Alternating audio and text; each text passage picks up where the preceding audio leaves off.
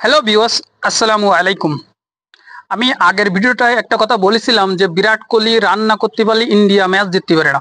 এটাই বাস্তব। ঠিক আছে, আপনারা মিলাই নেন যে স্টার্টার ম্যাচটা বিরাট কোহলি রান করেছে এবং ইন্ডিয়া জিতছে 9 উইকেটে। আর রোহিত শর্মার কথা তো বলবো না। ঠিক আছে, আপনারা রোহিত শর্মার ব্যাটিং তো দেখেছেন। ঠিক আছে, রোহিত শর্মা যেভাবে ব্যাট করেছে, প্রথম 50 রান করতেই 70 বল খেলেছে, 70 বলে 50 করেছে রোহিত শর্মা।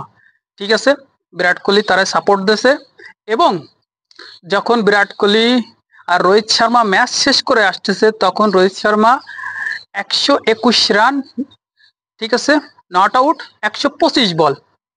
এখন বলেন যে স্ট্রাইক রেটটা কোন জায়গাতে বেড়ে আসলো। ঠিক আছে, এদের বিরাট কোহলি 74 রান, 81 বল। ঠিক আছে, প্রথম রানের চেয়ে বল 20টি বেশি খেলেছে। আর আমাদের ব্যাটসম্যানরা যখন বেশি বল খেলে না, তখন আমরা যারা সাপোর্টার আছি তারা পাগল হয়ে যায়। ভাই, ম্যাচটা শেষ করা পর্যন্ত না, ম্যাচটা বের করে আনানো পর্যন্ত, যে সময় যে তহিদ হৃদয় প্রায় 50 রান করে, 80 বল 85 বল খেলে, ও তো 100 করতে পারে না, 100 তোমাদের নিয়ে যেতে পারে না। ঠিক আছে, তো একজন ওপেনে ব্যাটসম্যানও তো স্ট্রাইক রোটেট করে নিয়ে যেতে পারে। আর রোহিত শর্মা আপনারা জানেন যে কেবলই তো শুরু হয়েছিল, যদি আপনার 350 রানও থাকতো তা ও 200 করে ফেলা হতো। কারণ ওর ব্যাটিং কালকে দেখছেন যে সোজা ব্যাট চালায়, সোজা ব্যাটে যেভাবে রোহিত শর্মা 121 রান করেছে, তাতে 3টে সিক্স মারেছে।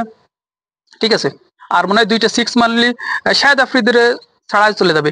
এবং অস্ট্রেলিয়ার মাটিতেই, অস্ট্রেলিয়ার সাথে বা ইন্ডিয়ার মাটিতে কখনো হোয়াইট আশ হয়নি ইন্ডিয়া, এবং ইন্ডিয়া সে জায়গাতে 2-1 ব্যবধানে সিরিজ হারাছে। কিন্তু Rohit Sharma man of the match and man of the series দুইটাই রোহিত শর্মা হয়েছে। ঠিক আছে, আর রোহিত শর্মা হচ্ছে আপনারা ইন্ডিয়ান মানে ক্রিকেট বোর্ড তার ক্যাপ্টেন্সি কাড়াই নিয়েছে, নিয়ে শুভমান গিল রে দিয়েছে ইয়ং স্টার রে। তাহলে আপনারা বুঝতে পারছেন রোহিত শর্মা পুরাই গেছে। এখনো 3ডে ওডিআই ম্যাচ খেলেছে, 3ডে ওডিআই ম্যাচ খেলে সে ম্যান অফ দ্য ম্যাচ আর ম্যান অফ দ্য সিরিজ দুইটাই সে তার দখলে, রোহিত শর্মার দখলে। আর এদের Virat Kohli back to back দুটো জিরো করার পরে, তারপরও যে ম্যাচে 1 রান যখন সিঙ্গেল নেওয়ার পরে মানে হাফ ছেড়ে বাসে বিরাট কোহলি। ঠিক আছে, মানুষই ভাবছে যে বিরাট কোহলি পুরো হয়ে গেছে। ভাই, এখন এই রোহিত শর্মা, বিরাট কোহলি ভাই, এরা তো লিজেন্ড হয়ে গেছে। এরা তো এখন ভাই ক্রিকেটার এরা এনজয় করে। ঠিক আছে, এনজয় হিসাবে নেয়। কিন্তু এখন যারা জুনিয়র আছে, এই শুভমান গিল, ঠিক আছে, এরা, তারপরে নীতিশ রানার যে 4টে উইকেট নেছে ইম্পর্টেন্ট, তারপরে মোহাম্মদ সিরাজের একটা উইকেট বিশাল ইম্পর্টেন্ট, টোটালে 236 রানের মধ্যে প্যাকেট করে ফেলাইছিল অস্ট্রেলিয়া করে। আর অস্ট্রেলিয়া গ্রাউন্ডে, ঠিক আছে, কিন্তু অস্ট্রেলিয়া সবাই খেলতেছে না, এটা আমরা সবাই জানি যে অস্ট্রেলিয়া বি টিম দিয়ে খেলা হয়েছে। তারপরে সিরিজটা অস্ট্রেলিয়া যাচ্ছে, কিন্তু যে লাস্ট ম্যাচে 9 উইকেটের উইন ইন্ডিয়ার, এটা আনবিলিভেবল। ঠিক আছে, আর অস্ট্রেলিয়ার গ্রাউন্ডে যে তারা উইকেট নিতে পারেনি, মিথিল স্টার, মিথিল ওবেন, ঠিক আছে, জাম্পা, এরা অ্যাটাকিং ক্রিকেট খেলেছে।